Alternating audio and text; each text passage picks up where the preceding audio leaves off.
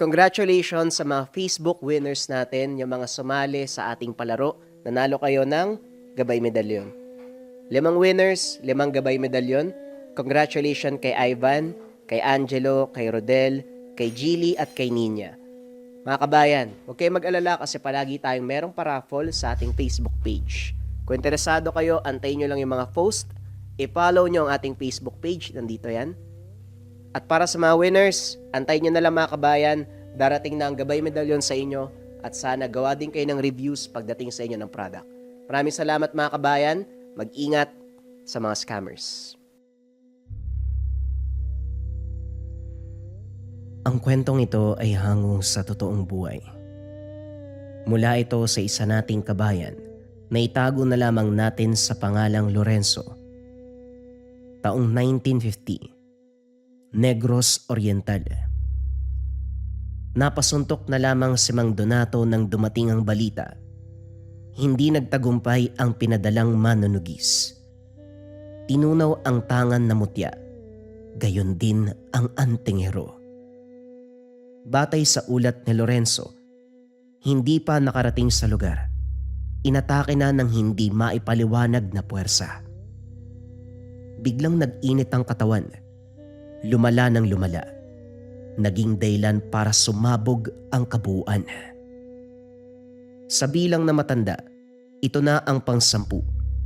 Wala ni isa na nakaapak sa balwarte ng hindi kilalang kalaban. Sa katunayan, nakaraang taon pa binabagabag si Mang Donato kung sino nga ba ang nasa likod ng kaganapang ito. Nagsimula sa simpleng pagdiskubre ng unang mag-aaral. Tama lang na nakabalik ang estudyante. Binawian ng buhay sa mismong harapan. Walang malinaw na resulta ang pagsusuri. Malabo din ang dahilan ng pagkamatay. Pinadala sa doktor ang katawan pero ayon sa espesyalista, atake daw sa puso ang kinamatay. Sigurado si Mang Donato na hindi ito ang dahilan. Magmula ng insidenteng yun, sunod-sunod na ang pagpapadala ng antingero. Walang kaibahan. Pare-pareho ng sinapit. Iba't iba man ang kargang mutya at medalyon, pero wala ni isa ang umubra. Natatagpo ang tunaw katabi ng katawan ng biktima. Ngayon na 10 tao na ang nasawi. Buo na ang desisyon ng matanda na siya mismo ang pupunta sa lugar. Sandali lang po, maestro. Hindi po kayo maaaring magtungo doon. Hindi naman po sa pagmamaliit pero yung 10 antingero na pinadala natin, kumpleto ang bahagi ng katawan, malalakas eh. Pero hindi umubra. Paano ho kayo? Itinikom ni Lorenzo ang bibig. Matapos tukuyin ang pisikal na anyo ng antingero, pinanganak siya na isa lamang ang binti. Nauunawaan ko ang pinupunto mo, Lorenzo. Pero panahon na para alamin ang nangyayari. Hindi na pwede ang ganito. Sa bawat pinapadalang antingero, bangkay na lamang na umuwi sa atin. Oras na para baguhin ang stratehiya. Ano po ang naisip niyo? Handa po akong sumunod na naman ang kagustuhan niyo. Pero baka pwede pa tayong sumubok uli. Sa pagkakataong ito, ako po ang pupunta doon para alamin ang kaganapan. Aalamin ko rin kung paanong pinatay ang mga tauhan natin. Salamat sa pagiging tapat mo pero tutol ako eh. Ikaw na lamang ang natira sa 11 kong mag-aaral. Kung hahayaan kitang dumayo roon, paano kung matulad ka sa kanila? Wala nang matitira. Naiintindihan ko po at naisip ko na rin yan. Pero baka sa pagkakataong ito, magbago ang ihip ng hangin. Baka may makuha ko impormasyon na hindi napansin ng mga tao natin. Manong, magtiwala po kayo sa akin. Inaral ko pong mabuti at napag-usayan ang aral ninyo. Makakasigurado kayo, mag-uwi ako ng impormasyon bago mamatay. Iho, hindi ko masisikmura ang mangyayari sa'yo. Inubos nila ang mga kapatid mo. Anak na ang turing ko sa inyong lahat. Ikaw na lamang ang natira. Hindi ako makakapayag na pati ikaw kunin sa akin eh. May naisip akong plano. Yon ang gagawin natin. Pero maestro, Paano kung sa pagkakataong ito magtagumpay ako?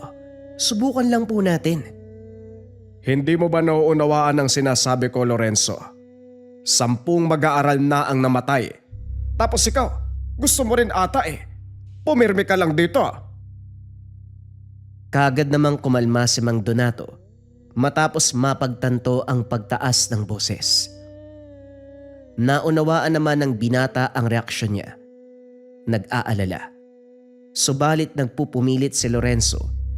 Walang nagawa ang matanda kung hindi pagbigyan. Gumayak kagad ang binata matapos maianda ang sarili sa susuungin na panganib. Maayos na nagpaalam kay Mang Donato. Sinigurado na aalis siyang hindi mabigat ang kalooban ng matanda. Sa maraming taon, ito ang tumayong ama at nag-alaga sa kanila ng kapwa mag-aaral na ngayon ay sumalangit na. Hinatid siya nito ng tanaw. Sa pagkaway pa lang nito dinurog na ang kanyang puso. Ito ang unang beses na iiwang mag-isa ang maestro. Araw ang binilang bago nakarating sa lugar.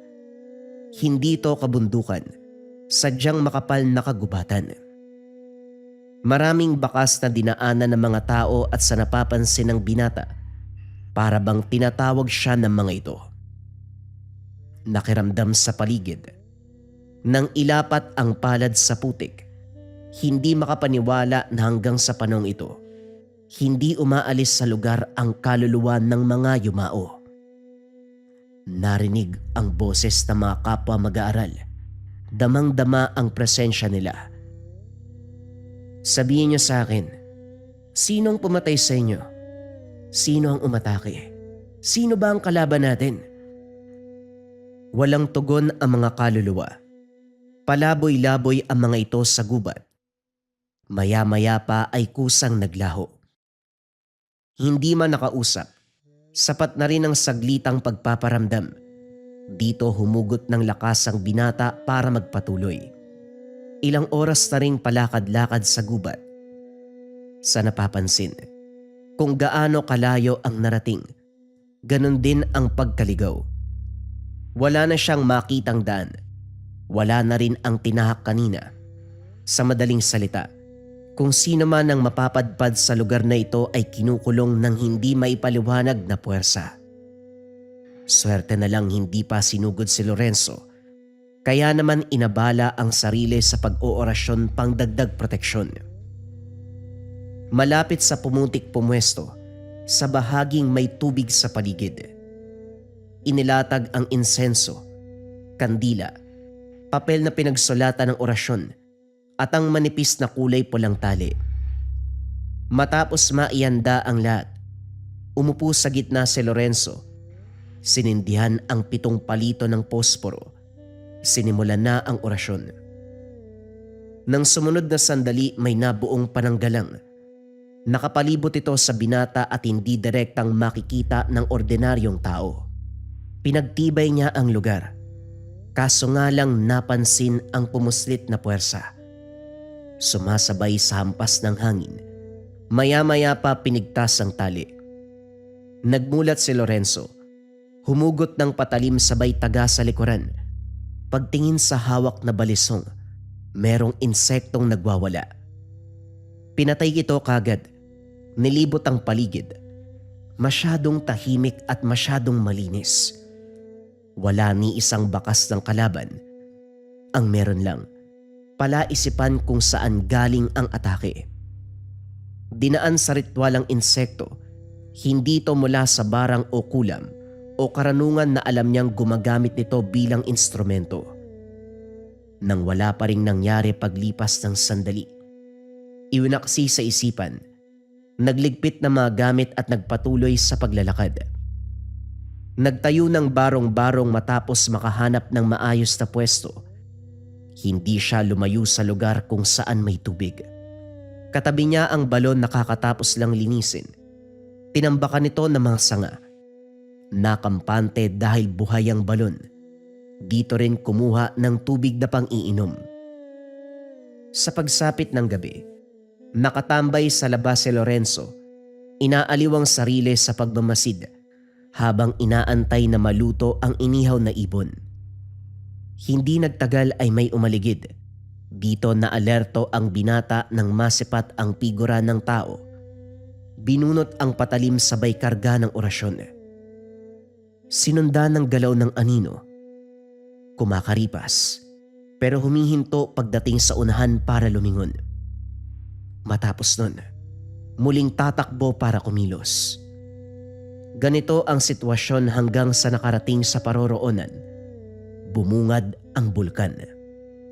Payapa, maaliwalas ang kalangitan. Subalit mapapansin mong tila may masamang pangitain.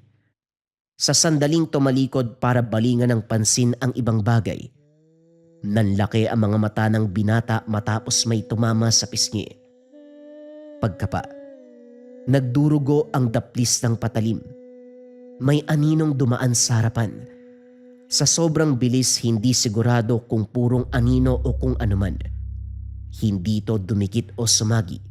Sadyang nadala sa puwersa ang kamay at sariling patalimang tumama. Nasagad ang pasensya sa kaganapan. Ang nilalang naman ay patuloy sa biglaang atake. Habang tumatagal, naging malinaw kay Lorenzo. Isa lamang itong hamak na anino na naghubog tao. Hindi mawakan o mataga dahil tatagos lamang. Maya-maya pa ay biglang naglaho. Nagintay kung kailan babalik, subalit katahimikan ang sumunod na namayani. Bumalik sa barong-barong. May bakas ng yapak sa lupa. Iisang tao ang pinagmulan, subalit lumalakad-lakad sa kabuuan ng barong-barong. Sinuri ni Lorenzo ang mga gamit. Wala namang nawala. Wala ring bakas ng paghalughog. Sinundan ng yapak kaso hindi matukoy kung saan nagmula o saan ang huling bakas paalis ng lugar. Tumingala sa pag-aakalang sa itaas galing. Hindi inasahan na tama ang hinala. Kaagad ding umiwas dahil nagpatihulog ito. Kabadong-kabado dahil sa laki, subalit walang bumulusok. Pagtingin, sapo ang noo na tinamaan ng matulis sa bagay. Muling nasagad ang pasensya ng binata, pero walang nagawa dahil naglaho ang nilalang. Buwisit. Hoy, alam kong nariyan ka sa tabi. Kung sino ka man, mabuti pang humarap ka na sa akin. Maging patas ka. Mabibigyan naman kita ng magandang laban eh. Inilabas na ni Lorenzo ang kwintas. Ito ang tangan na mutya ng tubig na mula sa 3 kinikilalang anito ng sinaunang panahon. May basbas ng espiritu ni Lacandanum, ang anito ng tagapangalaga ng katubigan. Nagiinit ito, tanda ng pagkaaktibo. Hindi nagtagal may nagpakita sa kadiliman, isang matanda na nasa edad 70 taon. Manipis ang katawan, butot balat. Namumuti ang buhok at mahabang bigote. May hawak na tungkod na papantay sa tangkad. Agaw pansin ang maliit na bungo sa dulo na pinapalibutan ng tinik. Mutya ng tubig ang tangan mo.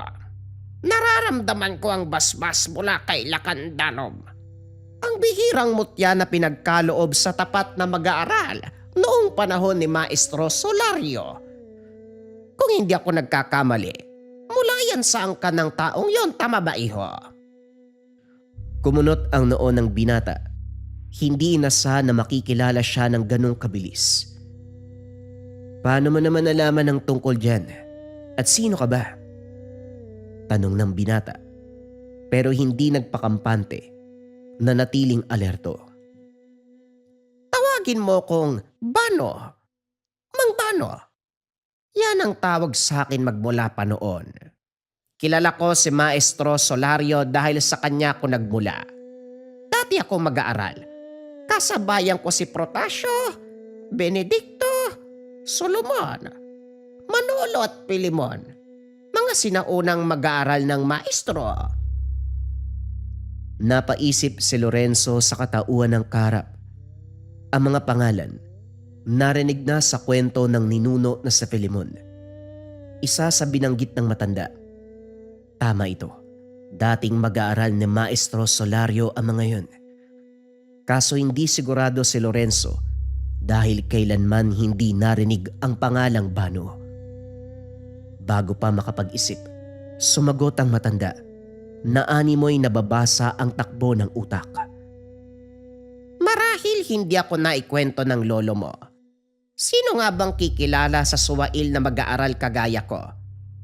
Kalahati pa ng aralin, itinakas ko ang karamihan sa libreta ni maestro. Ni hindi naisip ang mararamdaman ng taong nagmalasakit, maturuan lang ako ng karunungan. Subalit, hindi ko na maibabalik ang nangyari. Ilang dekada na ang nakalipas. Sumakabilang buhay na si maestro at kapwa ko mag-aaral.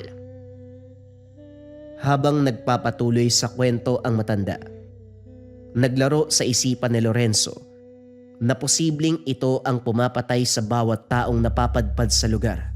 Kaya naman dahil dito, palihim na naghanda sa atake.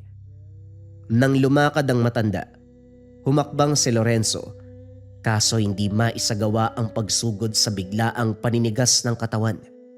Naging tuod sa kinalalagyan. Anong ginagawa mo? Tanggalin mo ang mahikang to! Habang nagsasalita pa ako diyan ka muna, hindi matatapos ang kwento ko kung malaya kang makakagalaw. Hindi ka titigil hanggat hindi ako nagpapatama ng atake. At para malinaw sa'yo, hindi ako ang kalaban dito. Katotohanan na hindi mo paniniwalaan. Sa tingin mo ba, maniniwala ako sa taong hindi ko naman kilala? Alisin mo ako rito. Hindi maiwasang mapaisip ni Lorenzo kung anong klase ng mahika ang ginamit sa kanya. Kahit anong orasyon na alam niya ay hindi gumagana, maging ang bisa ng mutya, hirap sa pagwasak. Naubos na maging lakas niya. Sa bawat pagsusumikap na makawala, hinihigop ang lakas. Nang mapansin ng matanda na nanghihina na siya, saka ito nagpakita ng awa. Direktang bumagsak sa lupa ang binata, hindi nakatayo sa bigat ng katawan. Magpahinga ka muna. Malalim na rin ang gabi. Sa oras na magising ka at gusto kong kausapin, pumunta ka bandang tibog. Magkita tayo sa isang pinakamatayog na puno. Ito ang huling salita na narinig ni Lorenzo mula sa matanda bago tuluyang nawalan ng malay. Tirik na ang araw ng magising. Unang sumagi sa isip ang matanda. Dali-daling tumayo subalit muli ring natumba. Hindi maunawaan ang bigat ng pakiramdam. Pagtingin sa tabi, may nakahandang pagkain at inumin. Bagong luto ang kanin at ulam. Ayaw mang magtiwala. Walang magawa dahil sa gutom. Inubos at sinimot. Makaraan ang oras nagsimulang maglakbay patungong timog. Hindi inasahan na maaabutan doon si Mang Bano na para bang inaantay ang kanyang pagdating. Inakala kasi pahihirapan na naman siya sa paghahanap. Lumapit siya at inunahan sa pagkilos. Idiniin niya sa leeg ang patalim. Kung akala mo mapapasunod mo ko sa anumang plano mo, nagkakamali ka. Nandito ko para alamin ang nangyari sa mga kapatid kong namatay sa lugar na ito. Kung ikaw ang nasa likod nun, mas mabuti pang umamin ka na. Baka sakaling pagbigyan pa kita. Kaninong maestro ka ba nag-aral? Mukhang may nakaligtaang ituro. Nagulat si Lorenzo nang maglaho ang hawak na matanda. Dito lang naging malinaw na isa lamang replika at ang tunay ay nasa unahan. Nakangiting lumapit si Mang Bano. Umiiling. Tanda ng bahagyang pagkadismaya. Teka, paano? Sino ka ba talaga? Bakit ang dami mong alam? Humagalpak sa pagtawa ang matanda matapos itong marinig. Lumapit kay Lorenzo, pasimpleng huminto sa harapan ng binata. Hindi ko matukoy kung sino ang maestro mo. Ang kilala ko lang, ang mutya na hawak mo. Makapangyarihan ang gamit na yan. Pero ang kakayahan at abilidad mo bilang manunugis, kulang na kulang. O baka naman, sa oras na nagtuturo ang maestro mo, tulog ka. Hindi ba iha? Hindi mo mahanap ang kalaban kung ganyan kakahina. Masyadong malakas ang kalaban mo kaya ang payo ko, gamitin ang nalalabing oras at ang lugar na ito para gisingin ang natutulog mong kakayahan. Pwede kitang tulungan kung gusto mo. Pasensya na pero maayos pa ang utak ko para hindi matunugan ang plano nyo. Halata naman eh. Mamanipulahin nyo ako. Paniniwalain tapos sa huli bibiktimahin. Gasgas na ang pakulong yan. Marami na akong insidente na nasangkutan. O sige, hindi kita pipigilan sa paniniwalang yan at hindi rin kita pipilitin. Pero kung sakali man na gusto mong sumubok, dito mo lang ako hanapin. O siya, mukhang malayo-layo pang lalakarin mo. Mag-iingat ka, iho. Tumalikod ang matanda. Susundan sana ni Lorenzo. Subalit muling niyapos ng puwersa ang katawan dahilan para hindi makakilos. Saka lang nakawala ng malayo na si Mang Bano. Kaagad siyang sumunod. Pero sa halip na matunton ang kinalalagyan nito, sa harapan ng barong-barong dinala, nagpahinga na lamang si Lorenzo. Mang Bano. Kilala niya si Lolo Filimon at ang mga kaibigan. Sinabi niya rin, kabilang siya sa mga mag-aaral pero suwail. Siya lang naman ang naabutan ko sa lugar na ito. Kaya sigurado kung siya ang kalaban. Pero ang nakakapagtaka, bakit hindi niya ako niligpit kagad? Katulad ng ginawa niya sa kapwa mag-aaral. Dumako ang tingin ng binata sa mutya. Naisip na baka dahil ito sa tangan niya. Kilala ng matanda ang gamit. Natukoy pa ang pinagmulan at sino ang nagbasbas. Napangiti si Lorenzo. Sa loob ng binata takot sa tangan ang matanda. Hindi maiwasang humalakak ng makaisip ng plano. Gagamitin ang mutya laban sa matanda upang paaminin sa ginawa sa mga yumaong kamag-aral. Bumalik si Lorenzo ng timog. Nilibot ang buong paligid kaso wala ng bakas sa mga gilap. Nag-orasyon sa mismong lugar pero pagkasindi pa lang ng kandila kagad itong namatay. Niyapos ng kakaibang kilabot ang paligid. Walang hampas ng hangin pero may malamig na haplos. Nararamdaman niya rin ang paghinga ng nilalang. Hindi lang malinaw kung ano dahil walang nakikita sa paligid. Sinundan ng pinagmulan. Mula sa likod ng mga puno nakausli ang buntot ng kabayo. Pero alam niya na hindi ito normal. Dumakot ng mamasamasang putik. Kinargahan ng orasyon sabay bato sa direksyon ng halimaw. Nakuha nito ang pansin. Kampante si Lorenzo na hindi aatake dahil wala pa sa oras. Laking gulat nang bigla na lang bumungad sa tabi at binalibag. Ngayon napagtanto na walang pinipiling panahon. Kapag nagkaharap, aatake at aatake. Kagad binato ng orasyon nang lumapit muli ang nilalang. Sumigaw ito. Nagwawala matapos mapuruhan sa muka. Umatras ng umatras hanggang sa bumalik sa likod ng puno at doon na naglaho. Kahit wala na ito, dinig na dinig pa rin ang daing. Matutuwa na sana si Lorenzo dahil nagawang pabalikin sa lungga ang halimaw. Siya namang pagkagulat matapos sumiklab ang apoy sa likuran. Mabilis ang pagkalat at ang pinagtataka sinundan siya nito. Pinagana ng binata ang bisa ng mutya. Binuway ang tangan habang tumatakbo palayo sa apoy. Sinadyang dumaan malapit sa may tubig. Sa hudyat ng bata, nabuhay ang putik sa tabi. Naging pananggalang. Sa pamamagitan nito unti-unting naapula ang apoy. Hindi makapaniwala si Lorenzo habang tinititigan. Maya-maya pa naging alerto ng masipat ang aninong hubog na unang sumalakay pagdating sa lugar. Kaso sa halip na umatake ito, iba ang pinapakitang kilos. Sa pagtitig ng binata, pumasok sa isip ang pangitain kung saan tinatalakay ang buhay ng bawat yumaong mag-aaral.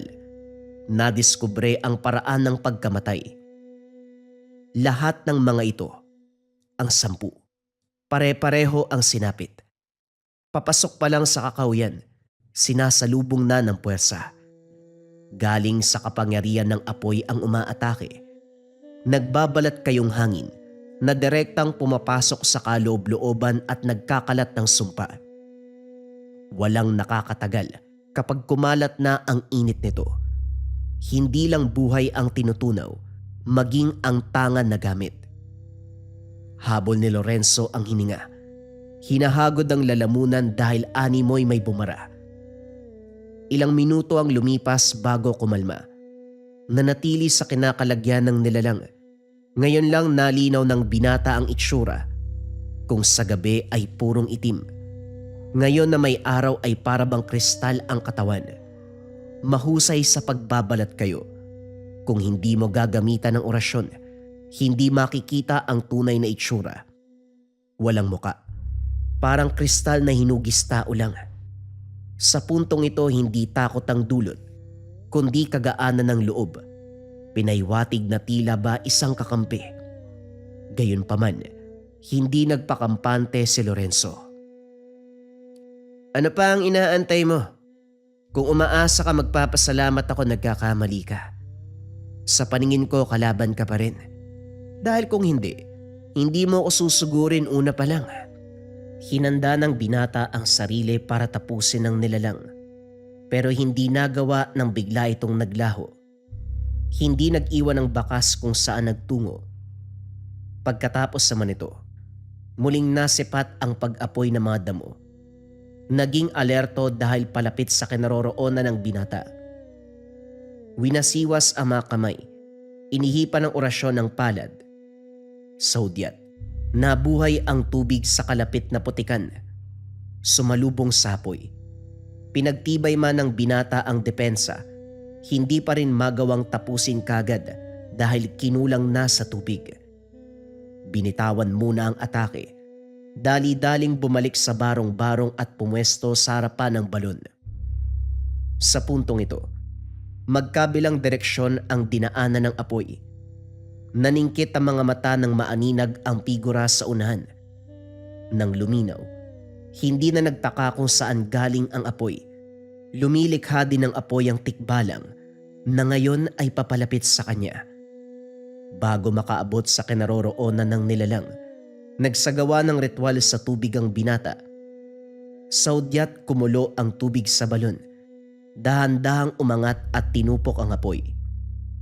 Sa lakas ng puwersa, tumilapon ang tikbalang, subalit hindi ito umatras. Muling sumugod at sa bawat hiyaw nito, may apoy na bigla na lang nabuhay. Dumarami, kung kaya't lalong nangamba si Lorenzo. Habang ginagawa ng tubig ang trabaho nito, hinarap ng binata ang hamon ng tikbalang. Panay sa pagsugod, masyadong agresibo. Paulit-ulit na sumisipa at walang tigil sa pag-angil. Naging maingat si Lorenzo dahil naglalabas ng lason ang bibig nito. Ang matutulis na kuko. Meron ding kapit ng sumpa. Nang mapagod sa pagbato ng kapangyarihan ng alimaw, ni isa walang tumama kay Lorenzo. Binago ang stratehiya, mano-manong nakipagbakbakan. Taglay ng tikbalang ang kamao ng tao. Hindi ito inasahan ng binata. Natatawa pa habang bumabato ng kamao. Maya-maya pa, kusa siyang huminto para pagtawanan ang nilalang. Sandali lang, sigurado na ba to? Hindi ka talaga nagbibiro. Ngayon lang ako nakasalamuhan ng tikbalang na handang makipagsuntukan na. Oh, uy! Teka, masyado ka namang nagmamadali eh. Wala nang oras para magbiro. Minabuting pagtuunan ng pansin ang kasalukuyang ganap. Habang nakikipagtuos ang binata sa nilalang, may mga mata na nakamasid sa hindi kalayuan. Puno ng pagkamangha ang mga mata habang pinapanood ang bawat kilos ni Lorenzo. Samantalang ang matanda naman, napapadalas ang tingin sa mutya ng binata. Maya-maya pa pasimpleng inihipan ang gawin ng tikbalang. Isa itong hudyat na itigil ang ginagawa. Kagad, Huminto ito alinsunod sa kagustuhan niya. Sinasabi ko na nga ba, pagkatapos ng 10 ay darating ka rin. Ilang dekada na akong naghintay. Ang buong akala ko'y mabubulok na ako sa lugar na ito. Hindi nakikita ang tagapagmana ng mutya ng tubig. Nasasabik tuloy akong hamunin ang kakayahan niyan. Wika ni Macario habang pinapaapoy ang sariling mutya. Sa kabilang banda, naasar si Lorenzo sa biglaang pag-atras ng tikbalang. Kinalampag ang puno, kaso hindi na nagpakita muli ang nilalang. Ang naiwan na lang, amoy ng sunog na halaman sa tabi. Wala nang apoy, pero naroon pa rin ang mahinang usok. Kakaiba ang hatid sa pakiramdam. Animoy may kargang lason. Nagmamadaling umalis ang binata bago kapitan. Sa barong-barong nahulog sa malalim na pag-iisip, kasabay ng pagkadismaya. Dahil ilang araw na sa lugar, wala pa ring nakuhang impormasyon. Maliban na lang sa pangitain na binigay ng halimaw, ang dalumaton. Isang uri ng engkanto na pwedeng alagaan ng tao. Nagtataglay ng kapangyarihan na pagpapakita ng kaganapan sa buhay ng tao. Kaya hindi nagtaka si Lorenzo kung bakit ganon ang pagbigay ng pangitain. Kaso nga lang, may katanungan siya rito. Sino ang kinikilalang amo ng engkanto? Bago pa man masagot, agaw pansin ang boses ni Mang Bano. Maaliwalas ang muka. May dalang kanin na binalot sa dahon ng saging at kawayan na nakatali ang inihaw na manok. O siya, kumain ka na para magkalaman ng tiyan mo. Hindi na ako nagdala ng inumin dahil malapit ka lang sa balon.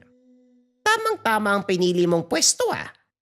Alam na alam mo ang mga bagay na kinakailangan sa oras ng kagipitan. Nakita ko kung paano ka lumaban. Napahanga mo ko. Magpatuloy ka pa sa pakikipagtuo sa iba't ibang nilalang dito. Itudo mo ang gamit ng mutya para matuklasan mo ang ibang gamit niyan. Nalalapit na rin ang paghaharap nyo, kaya mas mainam na ikondisyon mo ang iyong sarili. Paghaharap namin. Kanino ko haharap? Nandito na ang totoong kalaban.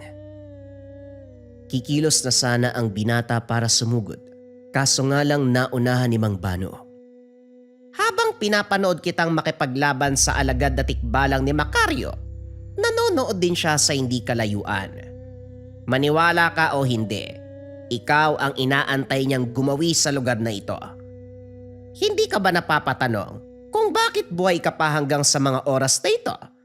Hindi kamatayan ang kapalaran mo, kundi pumuksa ng nilalang na mas masahol pa sa demonyo.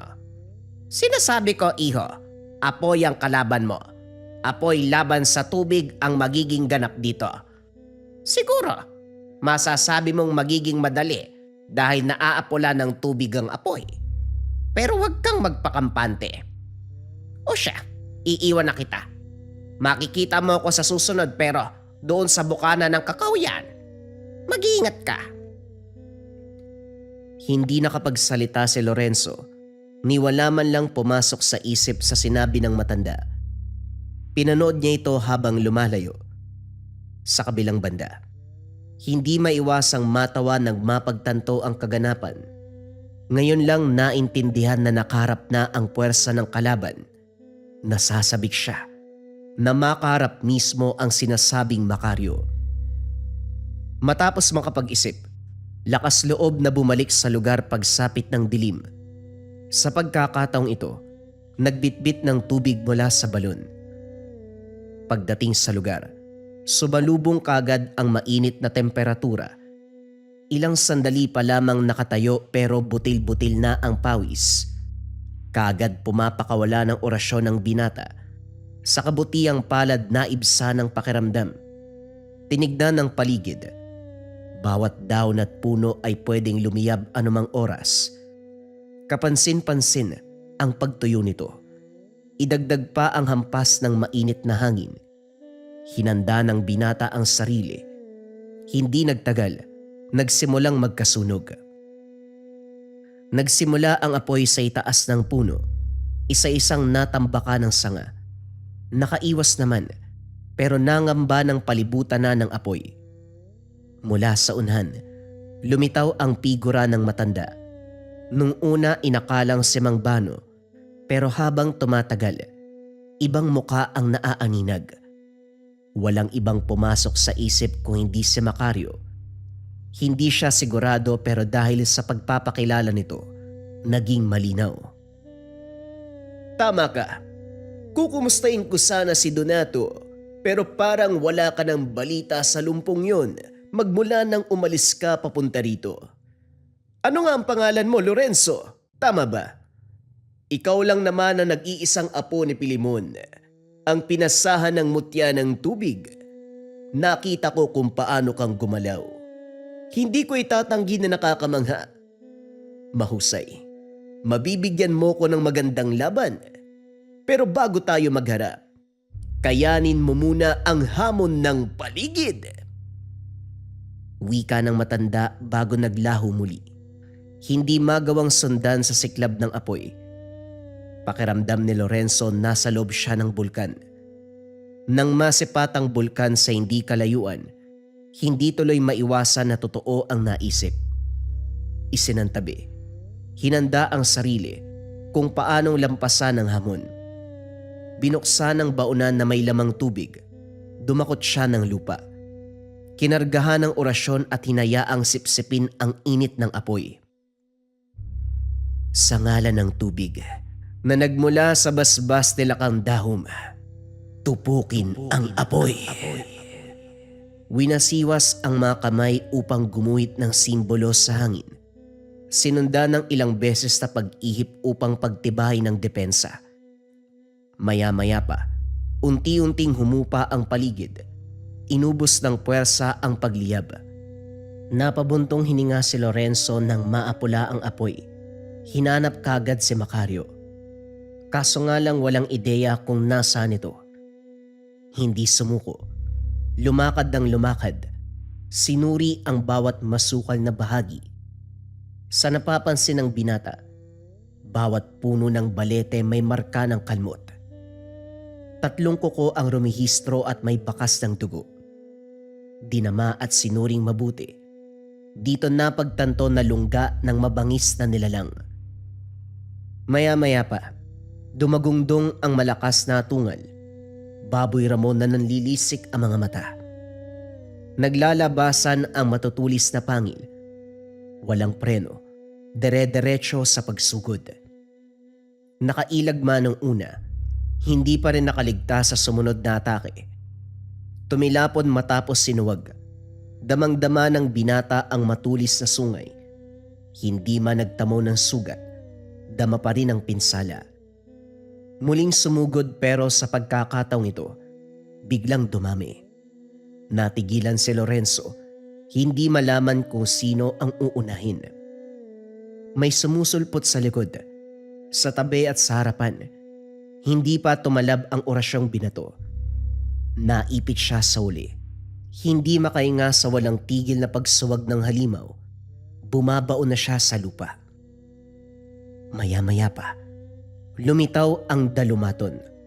Pansamantalang naagaw ang atensyon ng nilalang. Sa puntong ito nagbago ang anyo ng Baboy Ramo. Dito nalinawan ng binata kung ano ang kalaban. Ito ay Harimudon, uri ng halimaw na wangis ng Baboy Ramo. Sinasabayan ang atake ng dalumaton. Sa puntong ito naunawaan ang sinenyas ng nilalang. Sinabuyan ng tubig ang Harimudon at saka binato ng orasyon. Agarang umepekto ang bisa. Hindi natuyo ang tubig sa katawan nito. Kumapit ng kumapit. Nagatid ng lason sa kabuuan. Nilunod ang hininga hanggang sa nalagutan. Bumalagta ang halimaw. Pero bago pa makapagdiwang sa tagumpay, agaw eksena ang presensya ni Macario. Mapatikbalang o Harimudon o kahit anong banta, talagang nalalampasan mo. Gusto pa sana kitang paglaruan, subalit sayang ang oras. Natatalo mo din. Tunay ngang malakas ka. kaso mahina sa maraming bagay. Talaga bang alam mo ang gagawin sa iyong tangan?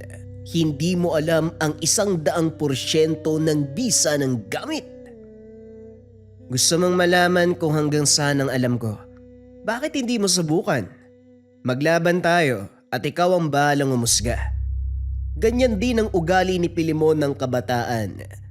Parehong-pareho kayo.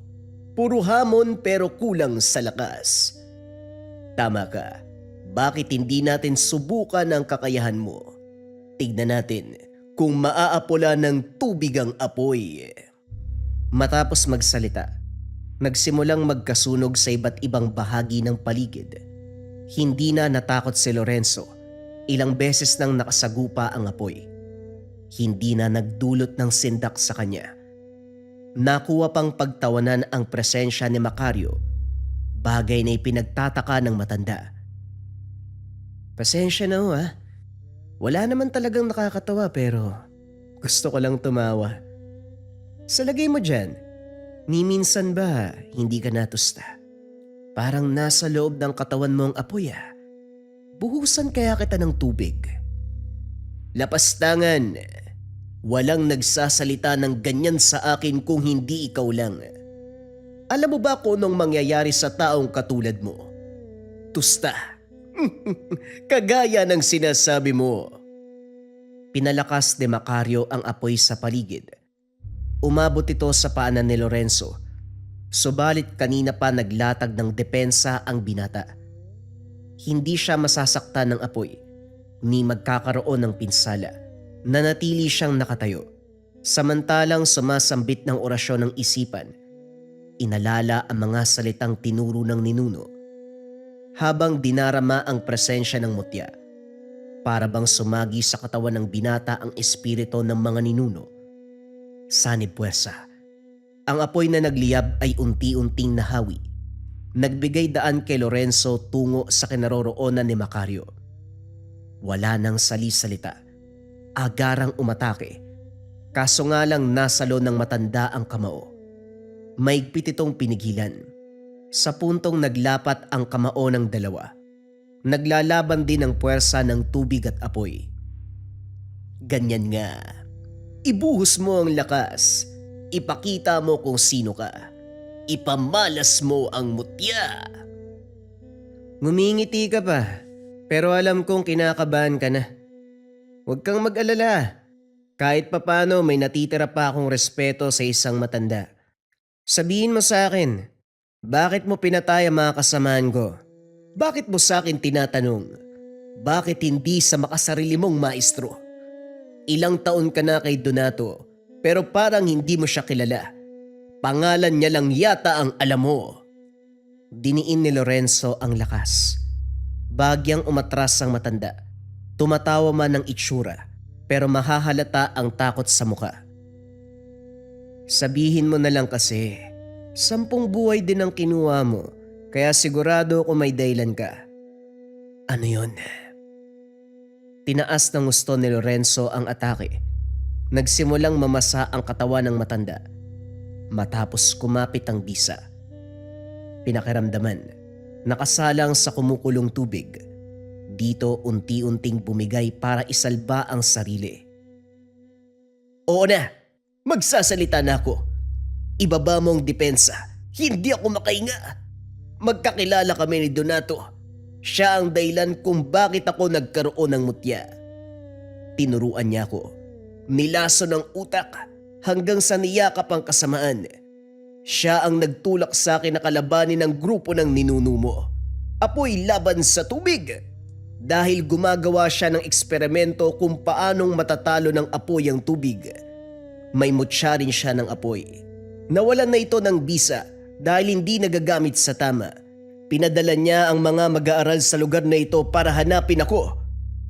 Hindi, para bawiin ang mutya dahil ito ang magpapabuhay ng tangan niya, ang mutya ng bulkan. Napatitig si Lorenzo sa matanda. Hindi na pinalampas ang pagkakataon. Inipon ang galit at buong lakas sa binuntong dito.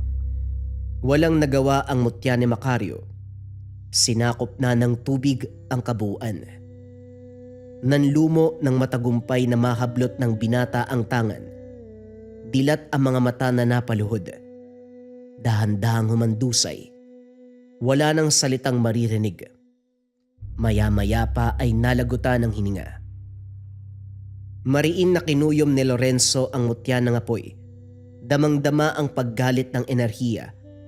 Napalitan ng lamig ang init. Sisirain na sana upang maigante ang kapwa mag-aaral. Natigilan siya nang maalala ang tungkol sa maestro. Dali-daling umalis ng lugar para makaharap ito. Subalit napahinto ng makasalubong si Mang Bano. Nagawa mo rin. Tama lang na pinili ka ng ninuno mo para pag-iwanan ng mutya. Hindi na kita gagambalain pa. Humayo ka dahil batid kong may susugurin ka. Ang huling kalaban ng kwentong ito. Teka, sandali po.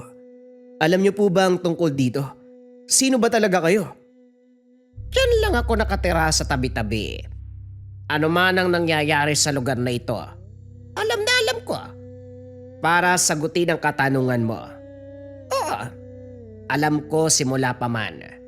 Binigyan ako ng biyaya ng aking kaibigang Dalumaton na mabasa ang hinaharap. Nakita ko na ito. Sinabi ko na, kilala ko ang ninuno mong si Pilimon. Kilala ko rin ang maestro mong si Donato. Pati na rin ang kinalaban mong si Macario. Dahil minsan na kaming naging magkaibigan. Pinaghiwalay lang ng paniniwala. May naging mabuti, may naging masama. O siya, hanggang sa huling pagkikita. Pinanood lamang ito ni Lorenzo habang lumalayo. Sa kabilang banda, hindi na makapag-intay na makaharap ang maestro. Katulad ng inaasahan, nakabang na ito sa pintuan, sumalubong ng yakap.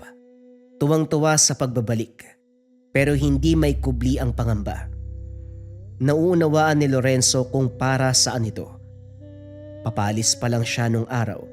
Kitang-kita sa mga mata nito ang pag-aalangan na para bang ayaw may matuklasan ng binata sa oras na marating nito ang lugar.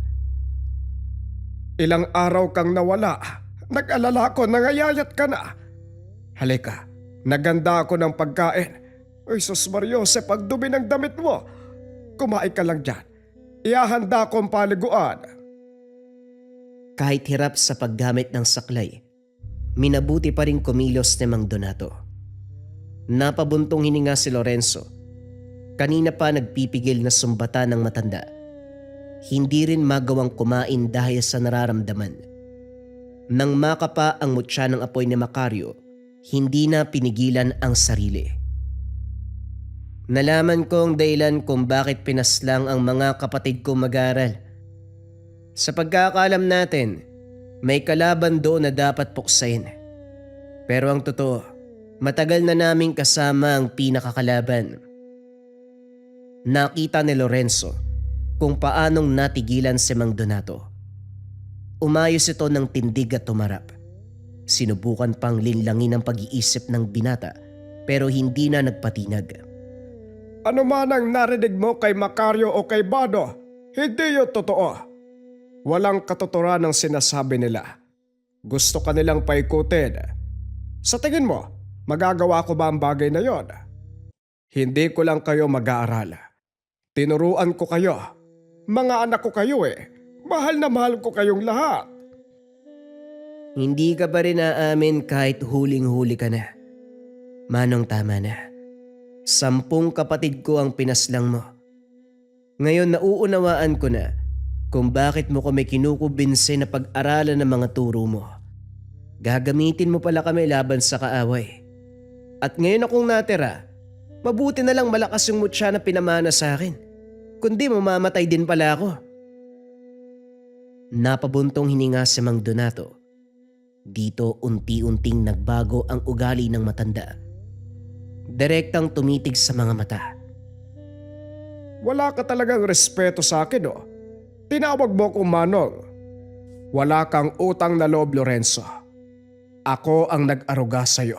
Paslit ka pala at ang mutyang gamit mo. Babalik at babalik yan sa akin. At bakit naman? Pagmamay-ari mo ba?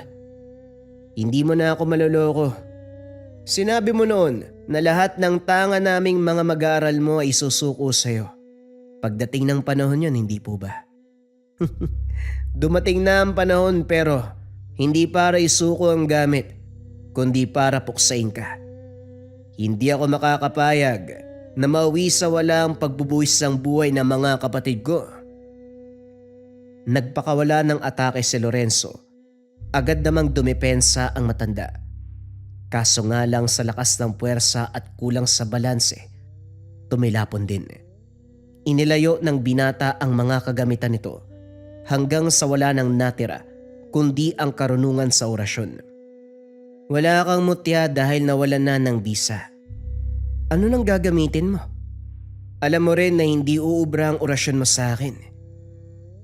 Sa kabila ng babala ni Lorenzo, umatake pa rin ang matanda. Ginamitan ng pinakamataas na uri ng orasyon, subalit masyadong preparado si Lorenzo. Binuhay ang tubig sa paligid at buong puwersang umatake sa matanda. Animoy nilulunod sa dagat. Hirap makaahon, hirap makawala. Maya-maya pa basang-basa ang kabuuan ng mandusay. Dilat ang mga mata. Awang ang bibig. Nagliyab ang tenga, ilong at ang bibig. Kinuha ng binata ang mutya ng maestro. Itinabi sa mutya ng bulkan. Tama ang sinabi ni Macario. Kinakailangan ito upang buhayin ang gamit. Magkatabi lang, subalit unti-unting nagkabuhay ang tangan. Sumigla at muling nagtaglay ng lakas. Gayunpaman, piniling sirain, alang-alang sa kamatayan ng 10 mag-aaral. Isinabay sa libing ng maestro ang wasak na mga mutya. Sa mismong kagubatan na lungga ni Macario inilibing. Siniguradong kahit sa kabilang buhay, hindi lulubayan ng konsensya. Hindi ko galing kumilala sa mga taong masama ang budhi. Pero alang-alang sa dati naming samahan, mag-aalay ako ng kandila at dasal. Tumabi si Lorenzo. Dumating si Mang Bano. Binigyan ng oras upang manalangin. Maya-maya pa pinag-usapan ang mangyayari sa inaharap. Pinili ni Lorenzo na bumalik sa tahanan ng ninuno. Hindi maiwasang magsisi. Nasayang ang dekadang paninilbihan kay Mang Donato. Inakala ng binata na masisiguro ang kinabukasan. Yun pala, nabubuhay siya sa poder ng tao na matagal nang pinagplanuhan ang buhay niya. Gayunpaman hindi tumigil si Lorenzo. Patuloy na nagsisilbi sa kanan, subalit hindi na kumilala ng maestro. Nagtayo na rin ng maliit na tanggapan kung saan inaasikaso ang mga taong biktima ng iba't ibang elemento. Ginamit niya ang oras upang labanan ang kampo ng kaliwa. Hindi nagtagal, naging tanyag ang kanyang pangalan. Binansagan siyang Lorenzong Tubig, ang taong nagtatangan ng mutya ng tubig.